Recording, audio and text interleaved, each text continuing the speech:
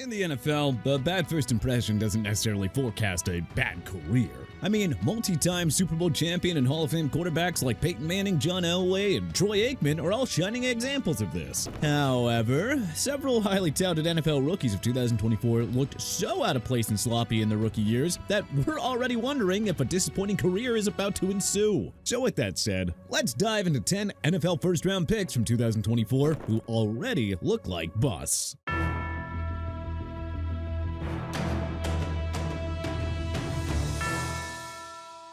Dallas Turner. A month before the 2024 NFL Draft, the Minnesota Vikings acquired the number 23 pick from the Houston Texans in a blockbuster trade that sent 2 second-rounders the other way. Then on draft night, Minnesota traded the number 23 pick and 3 more selections to the Jacksonville Jaguars in order to exchange for the number 17 pick. So, after all that wheeling and dealing, the Vikings used the number 17 selection on Alabama edge rusher Dallas Turner. And boy howdy, did they give up a lot for him. I mean, sure, hindsight is 2020, but we are confident that the Vikings wouldn't have made that second trade with Jacksonville if they had a do-over. Not only was Turner ineffective in his rookie year, but the Vikings D reached an elite level without his contributions in 2024. Turner was used in a rotational role in his rookie year, finishing with 3 sacks and 1 interception. He finished with a mediocre Pro Football Focus grade of 63.9, including a lackluster 55.2 pass rushing grade. Despite Turner's disappointing rookie year, the Vikings racked up 49 sacks, tied for 4th most in football. Brian Flores' ferocious defense finished 5th in scoring, and the Vikings went 14-3, their best regular season record since the 1998 squad that went 15-1. Oh, and the Vikings just signed star pass rushers Javon Hargrave and Jonathan Allen to bolster the pass rush. As if Jonathan Grenard and Andrew Van Ginkel weren't hard enough for opposing teams to deal with. So, with all that star power and depth in their front seven, it's already hard to see how Turner will live up to his potential in Minnesota. The one silver lining, of course, is that he's still got time to shed that bust label. But at this point, we're pretty pessimistic that he'll be the star that Minnesota had envisioned when they drafted him 17th overall a year ago. Romar Dunstan. While most agreed that Ohio State sensation Marvin Harrison Jr. was the top wide receiver prospect in the 2024 class, it was a toss-up between the Washington product Romar Dunstan and LSU's Malik Neighbors for number 2. 2 picks after the Arizona Cardinals used the number 4 selection on Harrison Jr., the New York Giants went with Neighbors at number 6 overall. Then, 3 picks later, the Chicago Bears took Dunstan. Now, Dunstan had a solid, but not exactly great rookie year, catching 54 passes for 734 yards and 3 touchdowns. Not too bad, considering he had to share the ball with superstar DJ Moore and veteran Keenan Allen. But we can't help but wonder if Dunstan has peaked in Chicago already. Yeah, I know that sounds crazy, but one just has to look at what the front office did after hiring Ben Johnson as their new head coach. Moore is the established number 1 receiver in Chicago. Is Dunstan number 2?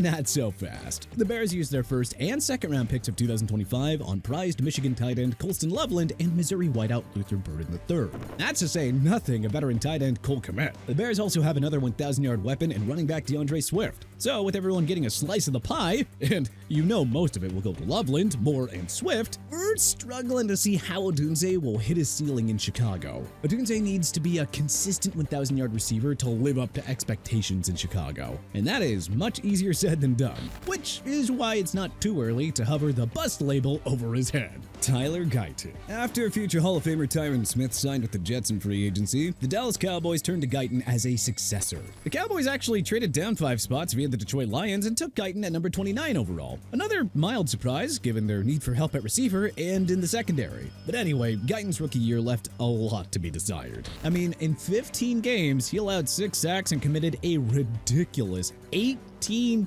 penalties. Woof. Someone wanted to give Jawan Taylor a run for the least disciplined offensive tackle in the game, I guess. Gayton's 2024 PFF grade was also 49.4, meaning that he failed his job. Basically, the Cowboys would have been better off not playing him and just using somebody else. We know most offensive linemen struggle as rookies, but this was especially bad football for Gayton in 2024. The good news? There won't be as much of a spotlight on him, since Dallas used its 2025 first-round pick on Alabama guard Tyler Booker. If that's too much to keep track of, don't forget that they used their 2022 first-round pick on guard Tyler Smith. The latter has emerged as a star in Dallas. Jerry Jones needs the same from Gayton and Booker, but the pressure is especially on the former to step up and produce. Nobody wants to be labeled as a bust this early, especially in a mega football market like Dallas after all. Darius Robinson. Robinson. Still searching for their first stud pass rusher since Chandler Jones left, the Arizona Cardinals drafted the Missouri defensive end Darius Robinson at number 27 overall. Yeah, we know,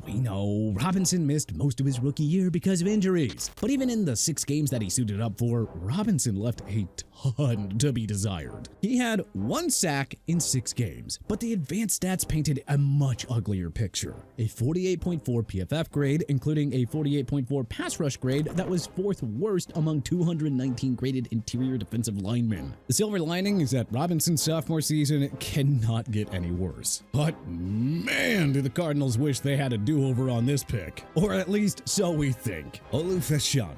The number 11 selection got a lot more playing time than expected in his rookie season with the New York Jets. Though Fashanu was only a designated starter for 7 games, he played 57% of the Jets' offensive snaps over the 15 contests that he suited up for. And, it was not pretty. Fashanu finished with a mediocre Pro Football Focus grade of 61.2, ranking 73rd among 140 graded offensive tackles. He allowed just 1 sack, but committed 7 penalties on 534 offensive snaps. Tyron Smith retired after a down year, and veteran mainstay Morgan Moses left for the New England Patriots. The Jets went on to use their first-round pick on 2025 Missouri offensive tackle Armand Membu, giving them a second unproven bookend to pair up with Fashanu. Yeah, not to be that guy, but the Jets also have a terrible history of drafting and developing their offensive linemen. So that has us wondering if Fashanu is now on his way to bust territory in Gotham. I mean, really, what can we say? Good luck to Justin Fields. That man is gonna need it. Byron Murphy II.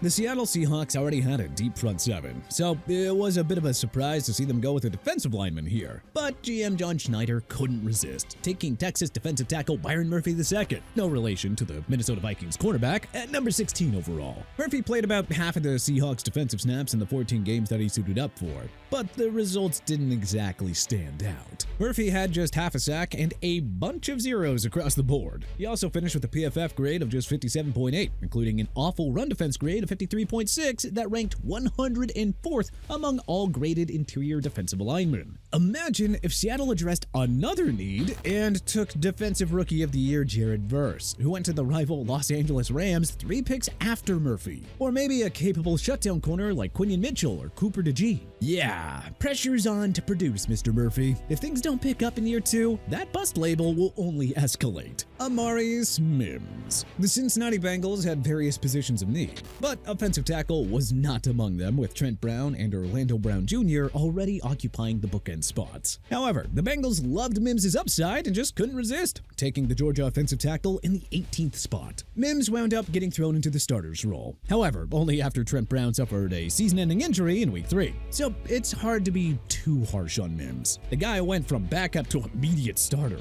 Still, the results weren't exactly what Zach Taylor and company needed. Mims allowed 4 sacks and committed as many penalties per PFF, and finished with a season grade of 57.8. That ranked him at 96th among all graded offensive tackles, which might explain why Joe Burrow once again suffered from brutal pass protection. Terrion Arnold. Arnold was the consensus top cornerback prospect in the 2024 NFL Draft, so it felt like a win for the Detroit Lions when he fell to them in the 24th spot. 2 picks earlier, the Philadelphia Eagles made Toledo's Quinion Mitchell the first cornerback off the board. Mitchell and second-round pick Cooper DeJean formed an elite shutdown tandem for Philly and played instrumental roles in their Super Bowl 59 championship triumph. But if Arnold came as advertised for Detroit, perhaps Dan Campbell's group could have been the one celebrating a Super Bowl victory. According to Pro Football Reference, Arnold allowed 660 yards and 4 touchdowns in coverage, allowing a 93.7 passer rating when targeted. Also, PFF had him down for 50 receptions allowed, which was 10th most among corners. Detroit curiously let top cornerback Carlton Davis III walk to free agency, and he went on to sign a lucrative deal with the New England Patriots. So that means that they have full confidence in Arnold, even if he ended up looking like a giant bust after year 1. J.C. Latham. 'Twas considered a bit of a reach when the Tennessee Titans selected Alabama offensive tackle J.C. Latham with the number 7 pick. I mean, very few people thought that he would be a top 10 pick, let alone the 7th overall selection. And with one of the league's worst defensive line groups to begin with, the Titans had little choice but to make Latham a starter right off the bat. That was probably a mistake, because the pros clearly severely overwhelmed Latham in 2024. PFF graded him at 61.8 on the season, including a woeful 57.0 run blocking grade that placed him 91st among offensive tackles. Oh, and he committed 10 penalties and allowed 7 sacks on 1,095 snaps per PFF. The Titans have a spotty draft history dating back to 2017, so it's no wonder that they're already on their 3rd GM in 4 years. We know optimism is brewing in Music City following the selection of Cam Ward at number 1 overall, but we sure wish we could feel a bit better about their O-line. After 1 year, Latham already looks like he could go down as the next Titans bust. Xavier Legette. Legette was the 7th and final wide receiver taken in round 1, with the Carolina Panthers trading up 1 spot via the Buffalo Bills to take him at number 32 overall. The Panthers had hoped that Legette would immediately emerge as a game changer for 2023 first overall pick Bryce Young, who was coming off a very miserable rookie year.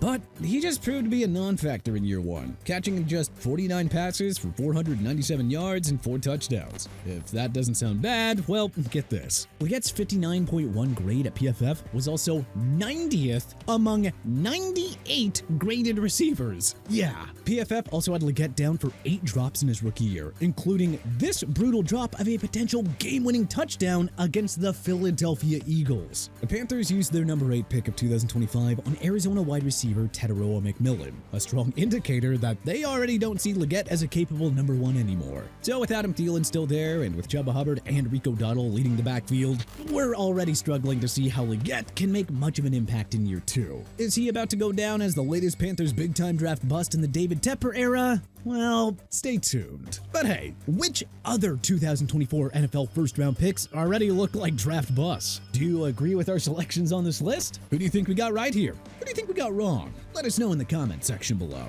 If you liked this video and learned a thing or two, then hey, clicking the like button helps us out a ton. And you know, we really appreciate it. If this is your first time coming around to TPS though, then subscribing is a great idea, because we put out videos like this every single day. But as always, thanks for watching, and we'll see you guys next time.